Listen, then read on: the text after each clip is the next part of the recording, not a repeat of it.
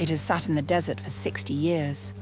Shrouded in secrecy, protected by silence, and guarded by systems designed to stop anything that moves.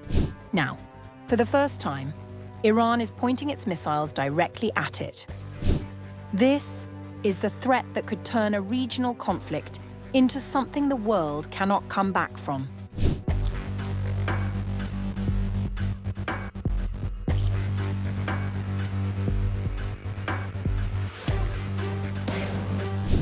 As US and Israeli strikes continue to pound Iranian military targets, Tehran has issued one of its most serious threats yet, warning that Israel's Dimona nuclear facility could become a target if the two countries push for regime change.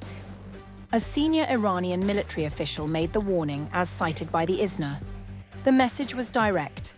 If Washington and Jerusalem seek to topple the Islamic Republic through armed force, Iranian missiles will be aimed at the Negev Desert reactor and regional energy infrastructure. If the USA and Israel strive for regime change, our missiles for delivering the final strike will be aimed at the nuclear reactor in Dimona and the entire regional energy infrastructure. The threat lands with particular weight given what Dimona represents. Located in southern Israel's Negev Desert, the facility has sat at the center of one of the world's most closely guarded military secrets for over 6 decades. Built in the late 1950s with French assistance, Israel has never officially confirmed what the site does, maintaining a deliberate policy of nuclear ambiguity known in Hebrew as amimut. What the outside world knows largely traces back to 1986, when former Dimona technician Mordecai Vanunu leaked photographs and details to the British press. His account pointed to an advanced nuclear weapons program, complete with a plutonium reprocessing plant.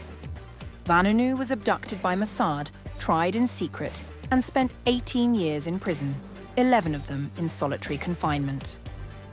Israel has never officially acknowledged a nuclear arsenal, but the site is protected by layered air defense systems, and officials have long made clear that any strike on Dimona would be treated as an act of war of the gravest order. The potential for radioactive fallout over a densely populated region makes it one of the most dangerous flashpoints in the Middle East. Tehran's warning did not emerge without precedent. Even following last year's 12-day conflict between Israel and Iran, Iranian forces reportedly practiced strike scenarios targeting the reactor in military exercises. The latest threat comes as the broader conflict shows no sign of slowing. The IDF has said it is planning for at least 1 to 2 more weeks of operations inside Iran, with over 5,000 bombs already dropped. US Secretary of Defense Pete Hegseth said on March 4th that American and Israeli forces would bring death and destruction until the job was done. With both sides raising the stakes, the question of where this conflict's boundaries actually lie is one neither Washington nor Jerusalem has yet answered. But if Iran is true to their word, something catastrophic doesn't seem far away.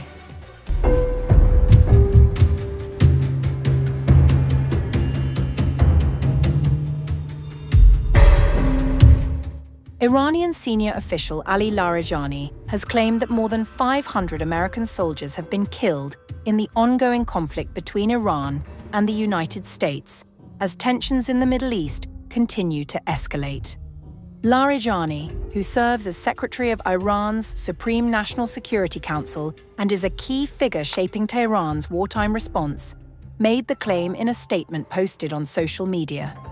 In his message, he accused US President Donald Trump of dragging the American people into what he described as an unjust war alongside Israel. According to Larijani, the casualties have mounted rapidly in the early days of the confrontation, which erupted after large-scale US and Israeli strikes on Iranian military targets.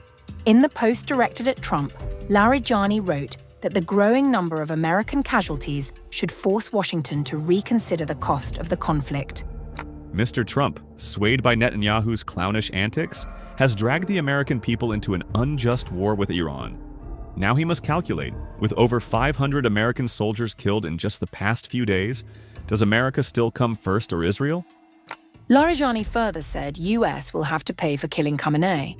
The saga continues. The martyrdom of Imam Khamenei will exact a heavy price from you, God willing. However, US officials have strongly disputed the claim. The Pentagon has denied reports suggesting that hundreds of American troops have been killed or wounded during Iranian attacks. Meanwhile, Iranian President Masoud Pezeshkian said on March 4th that US-Israeli strikes had left Tehran with no option but to respond in self-defense. Addressing his message to the leaders of neighboring states, he said, Dear esteemed leaders of our friendly and neighboring countries, we have worked, with your support and through diplomatic efforts, to prevent war. However, the American Zionist military attack has left us no alternative but to defend ourselves. We respect your sovereignty and continue to believe that regional peace should be safeguarded by the countries of the region. The broader conflict between the United States, Israel, and Iran has expanded dramatically in recent days. The US and Israel have launched large-scale airstrikes targeting Iranian military infrastructure, missile bases, and command centers across the country. In response, Iran has fired waves of missiles and drones at US bases and Israeli targets across the Middle East. The escalating exchanges have raised fears that the war could spread further across the region. At the same time, Iran issued a new warning regarding Israeli diplomatic missions worldwide. Iranian officials said that if Israel were to attack Iran's embassy in Beirut, Israeli embassies around the world could become legitimate targets. The warning underscores the growing risk that the confrontation could extend beyond the battlefield into diplomatic and international arenas. For now, the war of words continues alongside the military confrontation. With competing casualty claims, retaliatory threats, and mounting regional tensions, the conflict between Iran, Israel, and the United States shows little sign of easing. A ballistic missile fired from Iran struck Al Udeid Air Base in Qatar on March 3rd, hitting the largest American military installation in the Middle East. Qatar's defense ministry confirmed one missile was intercepted, while a second got through. No casualties were reported.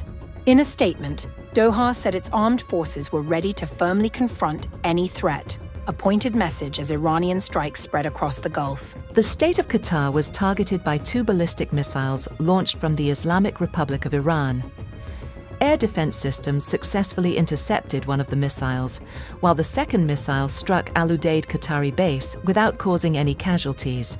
Hours later, Qatari security agencies announced the arrest of 2 cells linked to Iran's Revolutionary Guard, the first such arrests since the US and Israel launched their bombing campaign against Iran on February 28th. The arrests suggest Iran had operatives in place well before the conflict escalated, raising questions about how far Tehran's network extends across the Gulf states it is now openly striking. The strikes did not stop at Qatar. A suspected Iranian drone hit the CIA's station at the US Embassy in Riyadh on the same day. Saudi Arabia's defense ministry confirmed the embassy was struck by 2 drones, causing a limited fire and some material damage. Washington subsequently warned Americans to avoid the facility until further notice and cancelled all routine and emergency citizen services. A separate security alert warned of imminent missile and drone threats over Dhahran. Iran's reach extended further still.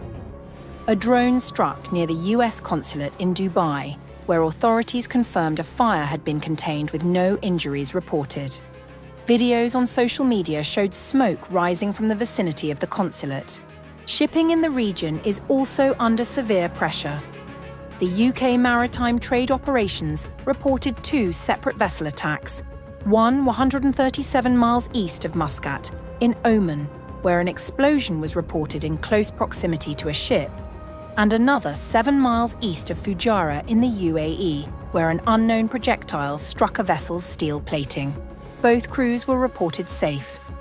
Traffic through the Strait of Hormuz has nearly stopped entirely. Only 3 tankers passed through on March 1st, down from 50 the day before, a 94% drop. Iran had already declared the strait closed on March 2nd and threatened to strike any vessel attempting to pass through.